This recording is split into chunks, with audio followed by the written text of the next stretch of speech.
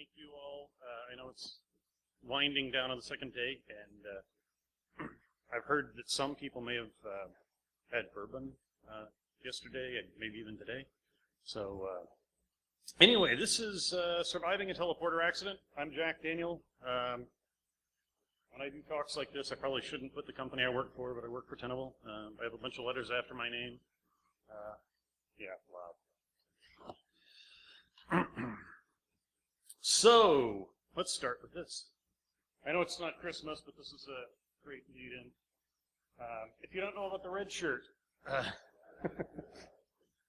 red shirts in the original Star Trek, and most of them, had a pretty low survival rate.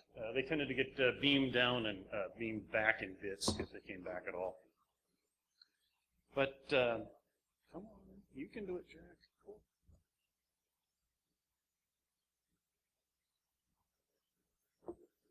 It could happen to you. Don't you hate it when you're someplace minding your own business and you're in a familiar place, you're where you belong, and you know what time it is, you know what year it is, and somehow you end up in a strange place. You end up wrong time zone, maybe the wrong century. It's just, it's a little disconcerting.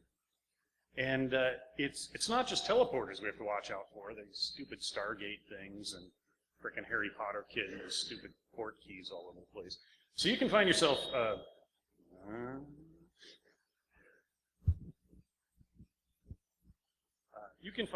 in some odd positions, unfortunately. And it's not always easy. Sometimes the trip is a little harder than others, and we maybe the teleport's not quite as smooth. A couple of things I've noticed through the years, it is more likely in some places than others. For those of you familiar with the Bay Area, this is from the Tonga room. It's strange. When I visit the Tonga room, I end up in strange places. So I'm not sure the correlation, but there's something about the basement of the Fairmont Hotel.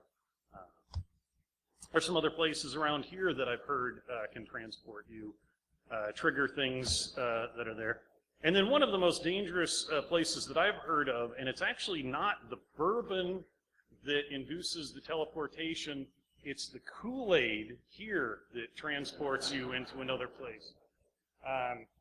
Yeah. So anyway, you've been teleported. You're someplace. You don't know where you are. Now what? One of the greatest books ever written had the perfect advice for this. The Hitchhiker's Guide was correct. Don't panic. In big blue friendly letters. But let's stop and think about it. Stop and look for immediate danger. What's going to kill me now? What's going to end this adventure really fast and probably in an unpleasant way? Look around. Is anything going to kill me? Nothing about to kill you? Let's step back a little bit and see if there are threats that are close to us, but they're not immediate. And at that point in time, really, all you can do is pick the right direction and run. There's not much we can do.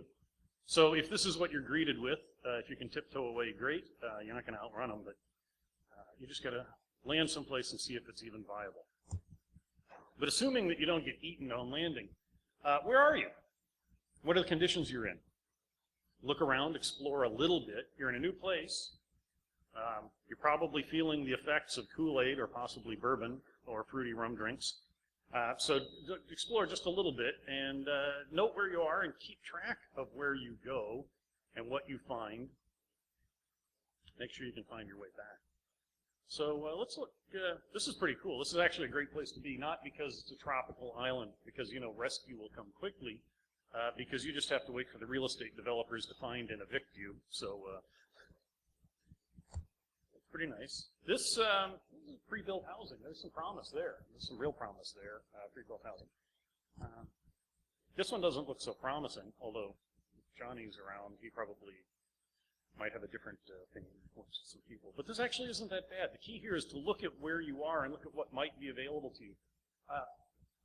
This obviously is flooded, so there is water. There's a little bit of vegetation. There's a tree that actually looks like it might kind of be healthy a little farther away in hills or mountains. So this really isn't as bad as it looks at first glance. I mean, it's no Louisville, but it's all right. If you land in a place like this, you might as well find a way to kill yourself, because this is no place for a sentient human being This is just, yeah.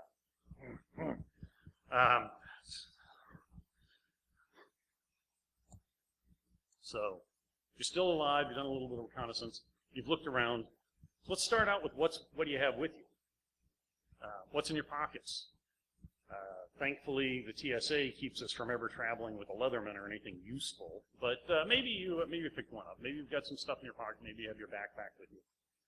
If you're in a reasonably safe place, let's spread out what we've got and see what I've got available. What's in my pockets? What's in my backpack? And let's spread it out and think about it. And if you are walking around, you find anything handy, you find something that drifted up on the beach, find anything useful, let's kind of sort our stuff and see where it goes. Let's kind of break it down a little bit. What's immediately useful? What can I do something about right now? What can I do something? What's useful but not right now? What's a kind of maybe thing? Then you get down into probably useless, and then the useless stuff that we're carrying around. There's useless stuff that we're carrying around. It's just human nature, but why are we carrying it now? That's kind of a good question that's unrelated to this, but you got to think about what has value to you and what that value is.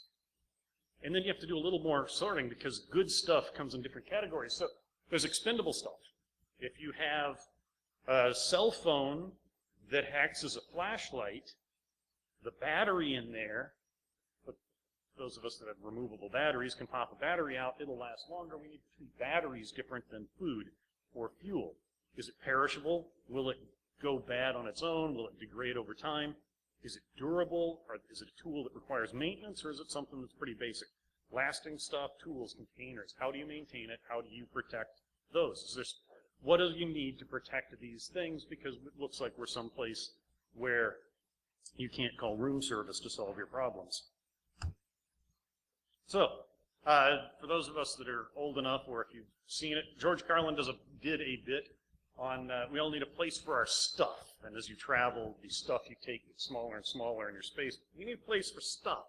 So we've sorted all this stuff out. We kind of thought about what we have to protect and how we have to protect it. We need to find a place for it, and we need to factor in that safe storage means different things depending on what we're storing. So as I said, a box of matches requires being kept dry, unless they're the really cool camp matches that don't. Turn things off, pull the batteries out, wrap things. Just think about what it is and think about what it takes to store those things safely so that you can use them when you need them, but protect them when you don't. So we're still not dead, no lions, nothing horrible. Let's start planning for long-term survival, because that would be a good idea. We're not dead yet. It would be a good idea to keep that condition going. It's interesting. Humans, animals tend to be programmed to stay alive. Let's look at that. So again, the dangers, we're going to start looking for further dangers beyond the really obvious stuff, beyond the lions and tigers. Immediate, likely, potential, remote, and we kind of think about the severity of those consequences too. So is this a minor nuisance, or is this immediate life-threatening? Well, if it's malaria, it's not immediate life-threatening, but it's life-threatening, and it's really unpleasant. So things, that could be Eastern equine encephalitis if you're in the Northeast where I am. You just have to worry about these and think about what the risk is, and you have to kind of err on the side of caution. If you don't know where you are, you got to be kind of careful with mosquitoes. Fighting bugs can be nasty. Expand your horizons. Wander farther from where you started out. Don't get lost. Keep track of where you are. Don't forget what you already know. Look out for danger, but also look for food and water and tools and other things that are available to you that maybe take a little bit more work to get to, but you can do them. Look for shelter. Keep things in perspective. Don't freak out. Keep track of where you've been. Mark paths, dangers.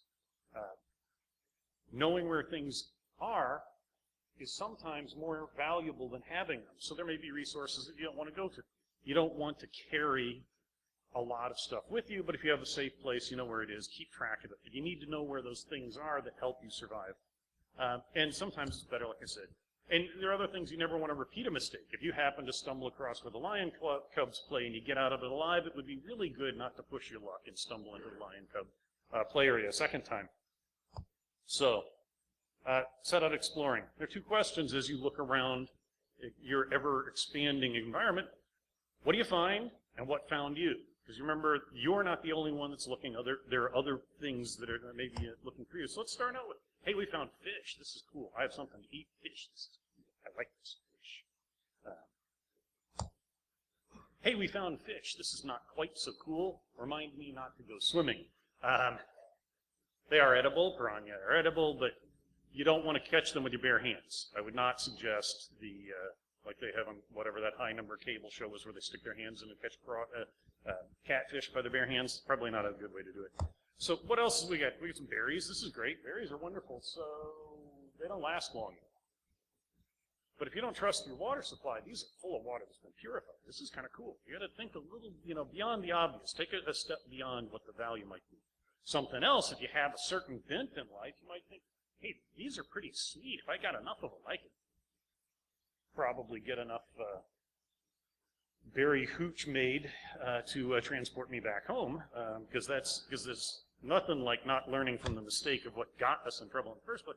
Here's one. This is actually not as bad as it looks. These hurt pretty bad, apparently, but the great thing is the pain does not last long. This is an Australian rough-scaled snake, but really, it's got pits here and a forked tongue, and it looks, looks like something you wouldn't want to mess with.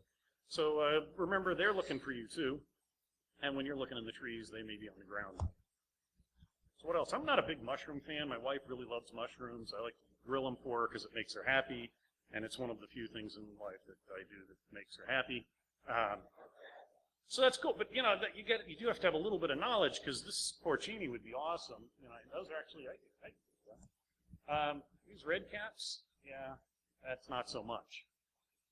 If you don't know the difference, you probably need to err on the side of caution. This thing will kill you. But here we go. Oh, now this is fantastic. This is just happiness, right? The clover is actually edible. It's tasty. There's a bunch of green things there, and for those of you that think that's cute, it is cute, and it's also tasty, especially if you're hungry. If you think that's horrible, just go ahead and eat all the clover and let it eat the clover and fight. But I would suggest maybe getting over the cuteness thing and fashion its little head in and having a meal. Because you could make some bad assumptions about cute little bunny rabbits that can get you in trouble. And, again, watch out. You could become the food instead of the other way around. But that's, you're starting to get thirsty. We've been walking around and we could find some water. Like I said, those berries look pretty good. This is, I'm not so thirsty anymore. That's great. Oh, this is so much better. Anybody, hike in wilderness areas and see nice clear water and freak out and think that's so clean, it's probably full of giardiasis, so I'm going to probably have to debate whether I want to have the runs like I haven't had since I was in Mexico, or dehydrate, and it ends up the same way. But that's a little too graphic. Sorry. But there we go. What else do we have? What else can we think about here? You be careful of rodents of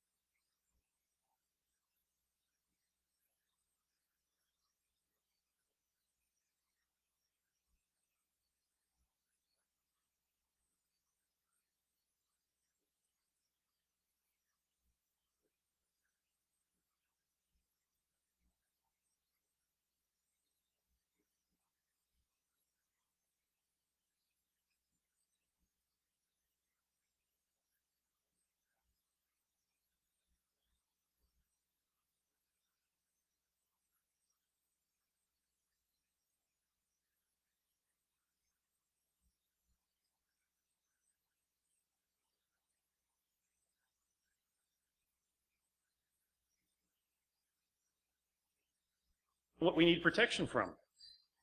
and what our stuff needs protection. So back to this. Until the real estate developers come and put a sandals or something on it, limited space, limited resources, easy to survey, and another upside, it's highly unlikely that there are large predators living on the island. Need protection from the waves. That's pretty flat. There's not much to slow it down, so we probably don't want to be right on the ground. It's going to rain a lot, so we need to take that into consideration. This looks pretty good. I would have put the deck over the other end and the sleeping quarters on the tree myself, just for a little safety, but you know, that looks pretty good. It doesn't look bad at all, actually, for as long as you don't have neighbors, because everything kind of has an alternate to it. Shelter here, this one's different. So again, there's been water, so it looks like there's a flood season. So if you think you're out of flood season, there are trees, there are things you can make a shelter out of, but there's also mud. Mud makes really good buildings. It's one of the first things we as humans learn. We need some protection from the sun. So this sort of thing, that pretty basic design, this would be very good for us. This would work extremely well, reliable.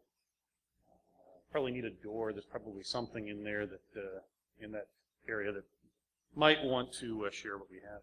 Here's another one that's great. Going back to this this cave. This is awesome. This is pre-built housing, right? This is perfect. Unless, of course, you know, that'll even keep us warm through there. But there are other. We're not the only people that like these kind of caves. And if this guy lives in there, you could have a problem. And if this happens to be a mother and the cubs are in there, you have a bigger problem. The great thing is, once again, like that rough-scaled snake, this problem will not last long. It'll hurt, but not for long.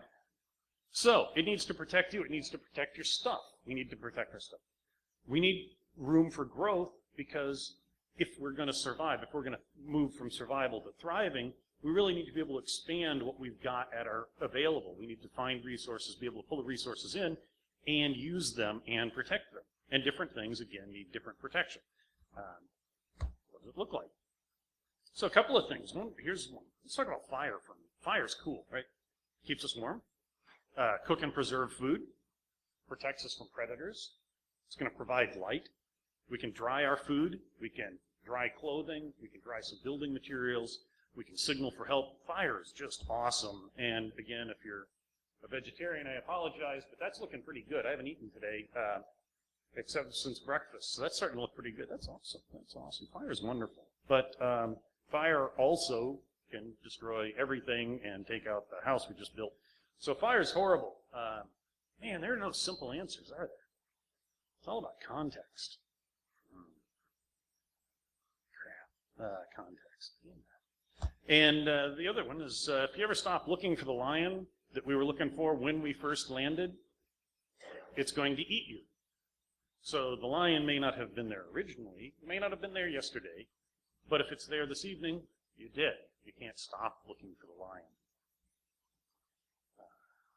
So, always, you know, eternal vigilance or whatever you want to say. We have to keep watching things. I'm ripping through this deck really fast.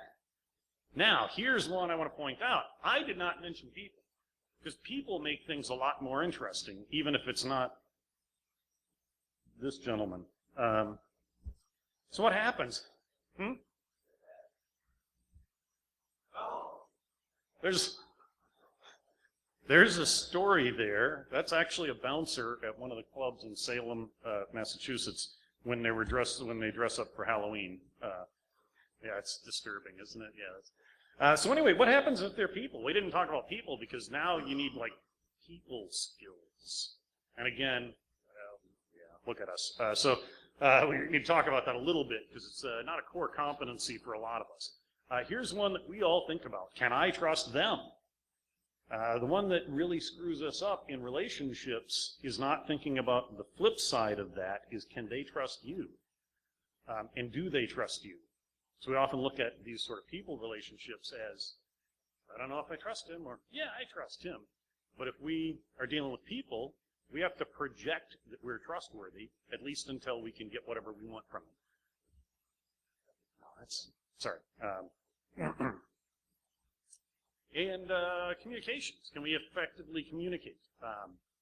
And that's not necessarily language. Some of you, I'm in an interesting position where I talk to engineers, I talk to vulnerability researchers, I talk to trench-level people, I talk to CSOs, I talk to people who do product marketing, and I talk to like people that have my job title but think that it's about the process, not about the product, and it doesn't really matter what you think of it. And we all speak a language that uses the words that are in the English language, but we don't all speak the same language, right? We have different languages. So we really need to watch those barriers. And as technical people, you guys all know this because this is a battle we've fought many times. So this is where we move on. So what happens when we finally get back? We finally get back. And we've learned a few lessons. And as unlikely as it is, we might be able to apply these lessons we've learned elsewhere. I cannot believe how fast I ripped through this. I know I started at 5 minutes in. All right, you guys can. You could apply these lessons elsewhere in life. Nah, not really. Well, maybe. So this is, you guys figured this one out. We kind of gave it away in the slide because this is a presentation that was originally developed for non-technical people, but actually works extremely well in this environment for showing that we can talk about things without saying icky words like threat modeling, asset identification, asset classification, risk analysis, strategic defenses, contextual defenses, vigilance, scope reduction. If it's useless, don't have it. If it's liability, don't have it. It's unlikely that'll actually catch on, though, right? That's not possible. So this was not about teleporter accidents. We talked about topics that are frequently boring. Yeah, pretty much always. I take that back. There are none of those risk people here, are there? Risk people. Risk is wonderful. Risk people are great. Please, just yeah. We have plenty of time to go off on that detour. If you long for the good old days of like the Linux kernel mailing list or other really hateful places to go on the internet, join a risk analysis or risk metrics mail list sometime. Pedantry at its best. So anyway, we talked about topics which are boring, but without. Am I lying? Some of you are on one of those risk lists and know exactly what I mean. And they're all doing metric stuff, and it's good. And if you measure things properly, it's cool. If you measure things properly, that's great. But a lot of risk metrics are taking a yardstick, holding it up to the sky to see how blue it is, things like that. I have a cat. She's fat. She's so fat she weighs 134 miles an hour. So anyway, creative presentations. I should have slowed down, have a little more fun with this one.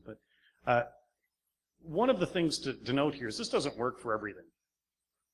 It works for some things where you're trying to get high-level ideas across, especially if you're trying to do this sort of broad sweep and make people think about things in a little different way and approach a new subject without really drilling into it. Or if you're trying to make a single point, storytelling works very well. It makes a point. It connects with people. We're humans.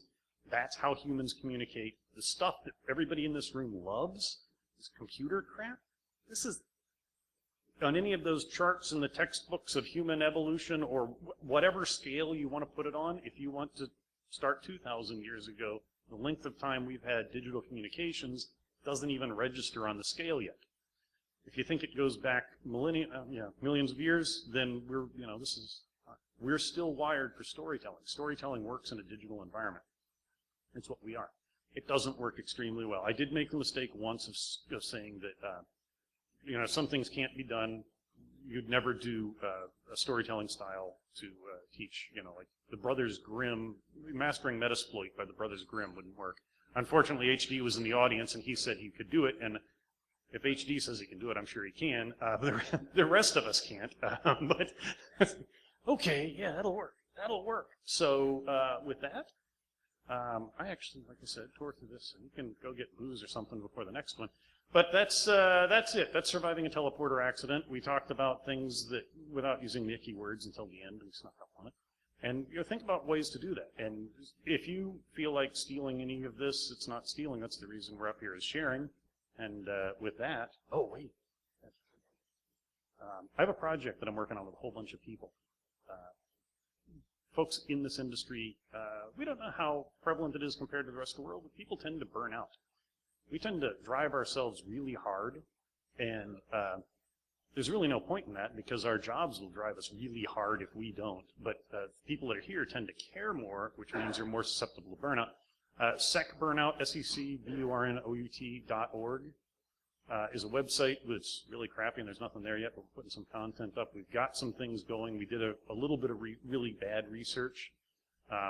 It turns out it's as good as some of the psychological research out there, but they're psychologists, not statisticians or mathematicians, so they think if the numbers all add up, it's good now. But we will, if you are interested in that, ping me sometime. I'm easy to find, or just keep an eye on secburnout.org. We have some more surveys that are going to be coming up and trying to do some real standards and things like that. And we'll be talking about the folks that I'm working with. We'll be talking about that at con near you soon. And with that, I will quit way early.